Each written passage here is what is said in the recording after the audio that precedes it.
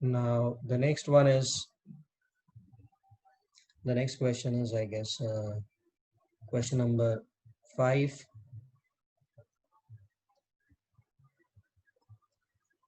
Question number 5. तो question number 5 ये बोलता है 150 meter long train is moving with a uniform velocity of 45 kilometers per hour.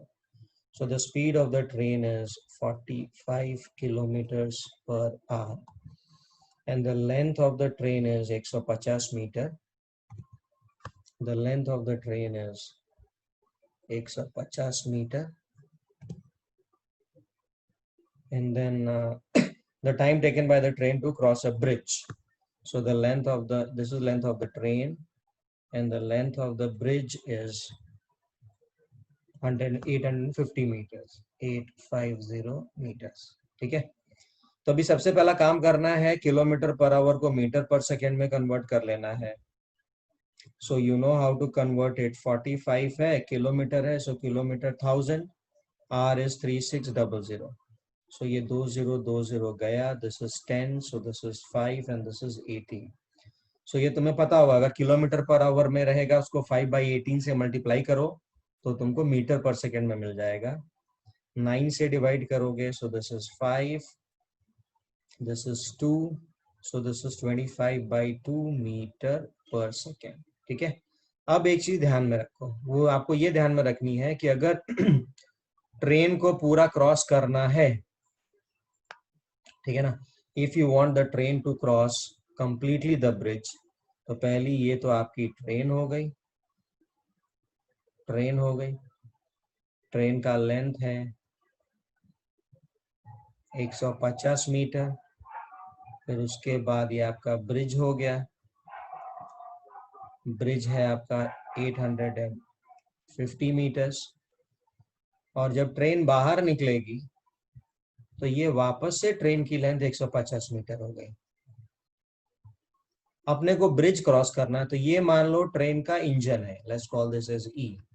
So train का engine just bridge पे enter कर रहा है, और जब पूरी की पूरी ट्रेन बाहर हो जाएगी तो ट्रेन का इंजन यहाँ पे रहेगा. तो इंजन ने एक्चुअली डिस्टेंस कितना ट्रैवल किया, इंजन ने इतना डिस्टेंस ट्रैवल किया, that is 850 plus 150, that comes out to be I think 1000 ना, 1000 meters. समझ में आया? So I know that speed is equals to distance upon time. So speed is 25/2 and the distance is 1000 and this is the time. So 25/40 हो गया.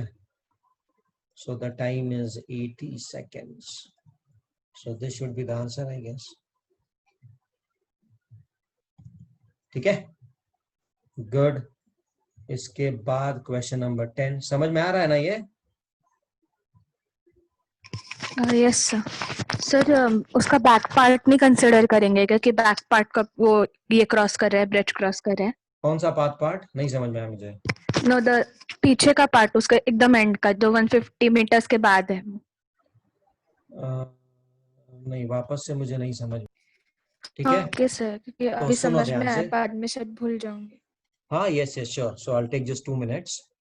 So if you see here, what is happening to the velocity? The velocity is increasing continuously.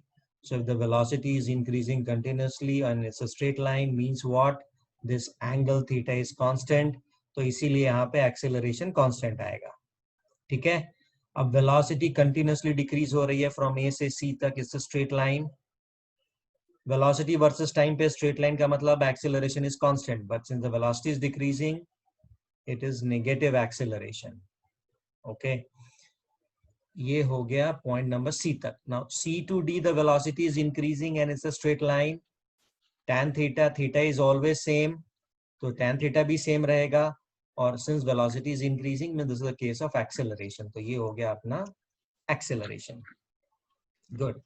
Now whenever there's a case of acceleration, displacement versus time पे जो graph रहता है वो ऐसा रहता है, and whenever there is deceleration, displacement versus time पे it is downward opening.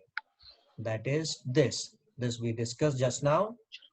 ऐसा इस ग्राफ का कोई सा भी पार्ट रहेगा, that is for decreasing, velocity और नेगेटिव एक्सेलरेशन, और अगर अपवर्ड ओपनिंग पार्ट रहेगा इन displacement versus time, mean this is the case of acceleration.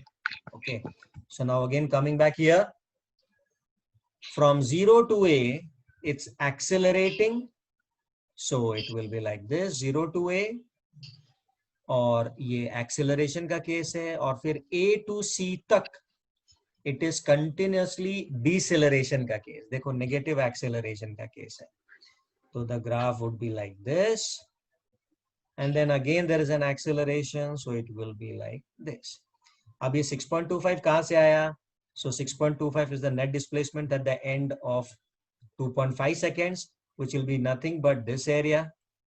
अब जितनी एरिया यहाँ पे प्लस है उतना ही एरिया यहाँ पे प्लस रहेगा A to B तक जाने के लिए, बट ये डिसेलरेशन है इसीलिए ग्राफ ऐसा है.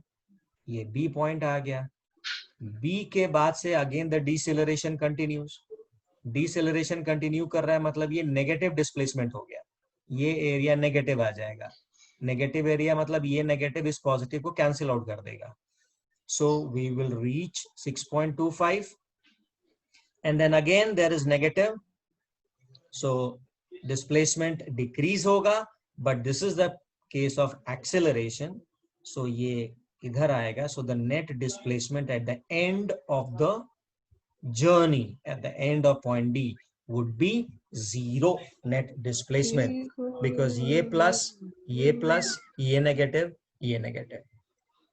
समझा क्या जो मैंने पढ़ाया अभी?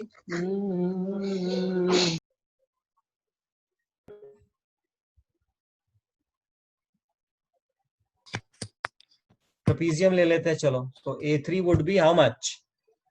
Half of sum of the two parallel sides, तो 20 + 80 100 हो गया, इनटू 10. यही होता है ना बेटा? Yes sir. ये देखो 500 आ रहा है क्या एरिया? A3 आ रहा है ना? चेक करो जरा ये एरिया कितना आ रहा है. 500 आ रहा है कि नहीं आ रहा है? अरे सर. हाँ sir.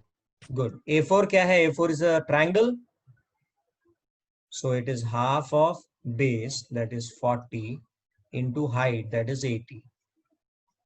So this is 20, so it becomes 1600. इतना समझ में आया? तो पहले ये सारे पॉइंट्स ऐड कर लो. सो फर्स्ट केस में जो हमने देखा, तो A1 is coming out to be 200 meters. Finally A2 is coming out to be again 200 meters. A3 is coming out to be 500 meters, and A4 is coming out to be 1600. तो अब हम graph बनाएंगे. First case में देखो ये acceleration है, second case में acceleration 0 है, मतलब कांस्टेंट वेलोसिटी है. ठीक है, तो पहले वाले केस में देखते हैं एक्सेलरेशन है. सॉरी, थोड़ा ऊपर लेता हूँ इसको.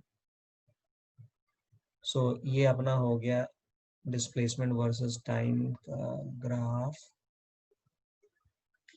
So from 0 to point A, it's a case of acceleration. This is 200 meters.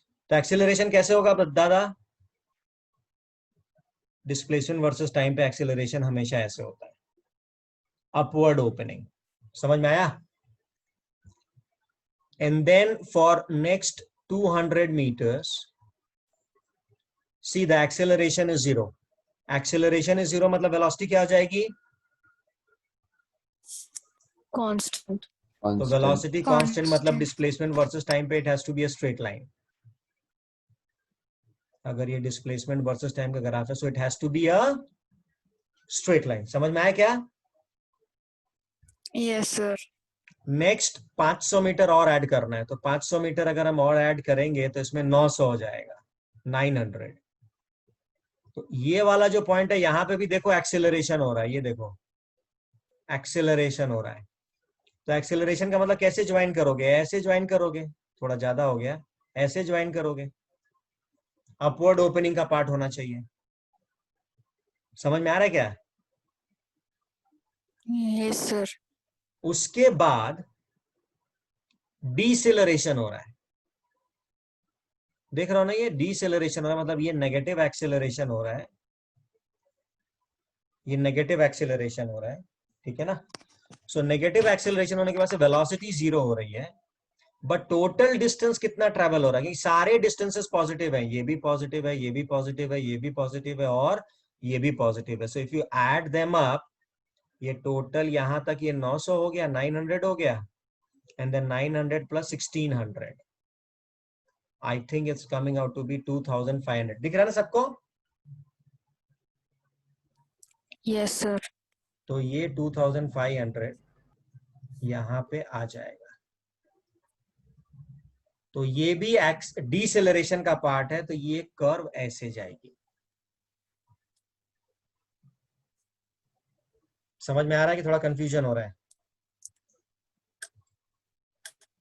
मैं वैसे भी इस क्वेश्चन को रिकॉर्ड कर रहा हूं और तुम्हारे लिए वापस से ड्रॉ कर दे रहा हूं, just nature of the graph की कैसा रहने वाला है।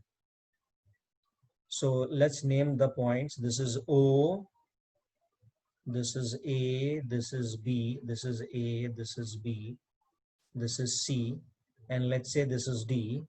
So from O to A, it is acceleration. So it will go like this. Then from A to B, it is constant velocity, acceleration 0. So it has to be a straight line. Okay. So this is A, this is B. From B to C, again, it is an acceleration. So it has to go like this. C. And then from C to D, it is deceleration, negative acceleration, but the object is covering some positive displacement. So it has to go here D, and this point is 2500. This point is 900. This point is 400, and this point is 200. समझ में आया क्या? अब ये point आया कहां से? तो ये पॉइंट आया हमारे पास ग्राफ से। Can you see it now?